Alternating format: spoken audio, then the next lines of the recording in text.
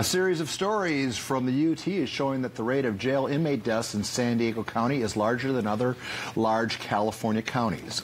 Joining us now to discuss the story and the details is San Diego County Sheriff Bill Gore.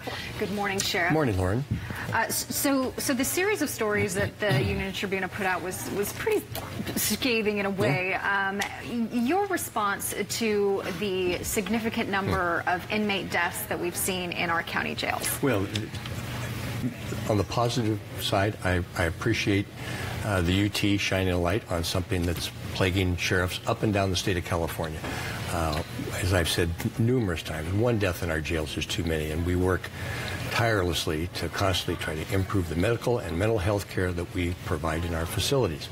I've talked about on this program many times that we are the largest provider and have been for 10, 20 years of mental health care beds in the county of San Diego. I don't say that to brag. I say it more or less to point out the sad state of affairs in mental health care, not only in California, but throughout the country. What I do take exception with in the stories, and I talk about this all the time when I'm out trying to get awareness about what goes on in our jails and what we're trying to do to prepare these people to leave our jails and not come back to our jails with our programming. But what I take exception to in this article is the methodology they use that shows us as the worst of the major county sheriffs in California. My opinion and the opinion of professional statisticians, Dr. Colleen Kelly from San Diego State University, that the county commissioned to look at the numbers that were originally done back probably 2-3 years ago by the City Beat magazine. At that time, we looked at those stats and we said, boy, this doesn't seem right. And we know we're always dealing with these issues, but we think we're doing pretty good and comparable to other counties. So we had Dr. Kelly come in and she did an examination of how do you legitimately compare one county to another county. And it's not a simple number. There are several things to consider. What the UT and the City Beat originally did was just look at the average daily population in our jails. And now we're running about 6,000 inmates a day on average, and back then I think it was 5,000, 5,200. And then comparing other jails and coming up with a number to try to standardize this for 100,000 people. And then you can compare the rate of deaths per 100,000 people in different jails. Well, that average daily population doesn't take into consideration the total number of people, the total at-risk population in our jails. San Diego books a lot more people into our jails than a comparable size facilities do. And one of the main reasons for that is other counties, unlike San Diego County, there are city jails. City of Los Angeles Police Department has, I think, 10 jails. Orange County has city jails. And when people are arrested in those counties by LAPD, Anaheim Police, Santa Ana, they go to one of their city jails, and they're there usually for pre-arraignment, 1 to 4 days. And we all know in this business that those are the very high-risk days of an inmate dying from an overdose, from drugs he took before he came into the facility, drugs he secreted in his body to keep from having them found on his body when he's arrested. It's a high risk time for people to commit suicide when they're first into that environment. Well, those numbers don't show up on the county jail statistics, but they do in San Diego. If you're arrested anywhere in San Diego County, you come to one of my jails. That's just one of the factors that bothers me that's not used. They studied Dr. Kelly's report, and they said that it was too complex and that statisticians around the country use this average daily population to compare jails. Well, it might be adequate, but it's not. I don't think it's, when you're talking about the loss of life in jails, adequate doesn't cut it. We want the best, and I think Dr. Kelly's analysis shows that we're comparable to other major county jails.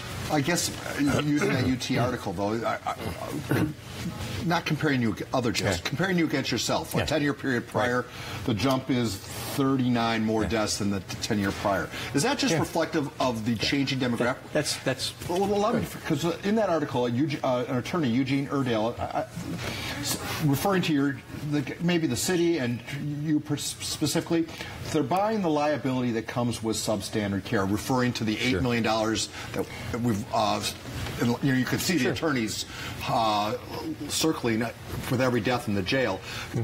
Your thoughts about maybe take that money that we're paying out to lawyers and their and people's families and build a separate health care facility for those type of prisoners? We spend $90 million right now on health care every year for health care and mental health care in our facilities. $5.6 million just for drugs for our inmate population. What the UT, another I think failure in their reporting failed to point out was, and they compare my 10 years as sheriff to my predecessor's 10 years, Bill Collender, a great friend and a great sheriff, and they wrote 3 pages of articles and never once mentioned criminal justice realignment. AB 109 that shifted, this was back in 2011, that shifted 40,000 inmates from state prison to county jails. How can you write an article talking about changing conditions in jails and not talk about criminal justice realignment and the impact on jails up and down the state of California? Prior to AB 109, if you were sentenced to a misdemeanor, year or less in jail, you stayed in county. Everybody else went to state prison. All felons went to state prison. Now, all but your most serious and violent offenders stay in county jails. They don't go off to state prison. So consequently, we have an older, sicker population, more prone to natural cause deaths, and pardon me, in our facilities. Those numbers have got to be factored in, and to not talk about that, I think, was a little lopsided. Before we go quickly, if you can, because I know you have taken steps to try to mitigate this issue. 1 death too many, but 12 have died so far this year. Talk about what actual tangible steps have been taken to mitigate this. Well, we've doubled the number of mental health clinicians in our facilities. We've created enhanced observation cells in our facilities so that at-risk inmates can be personally observed by deputy sheriffs.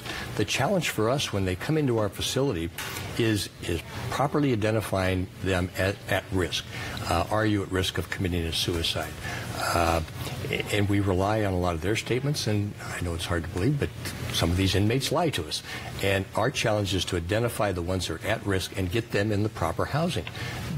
We do that with better nurses, doctors, and enhanced observation modules. We've trained all of our deputies in psychiatric emergency response training. Every one of our detentions deputies has gone through that. So we're constantly improving our facilities. Some of we hope to have by next year, 2020, accreditation from the National Commission on Correctional Health Care.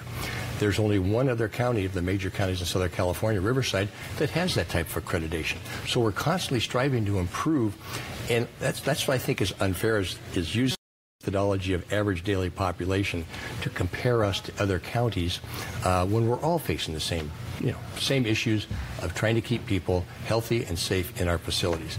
I think we're doing a great job. I'm proud of the men and women. That's not to say that there aren't mistakes made, and we try to correct them. We have an exhaustive review process. Every in-custody death is reviewed by our homicide detectives. We hold critical incident review boards, and the Citizens Law Enforcement Review Board reviews every in-custody death. So there's a review by us, by outside agency. The medical examiner reviews every in-custody death and comes up with a cause of death. So we're working very hard to prevent these. Unfortunately, we can't prevent them all.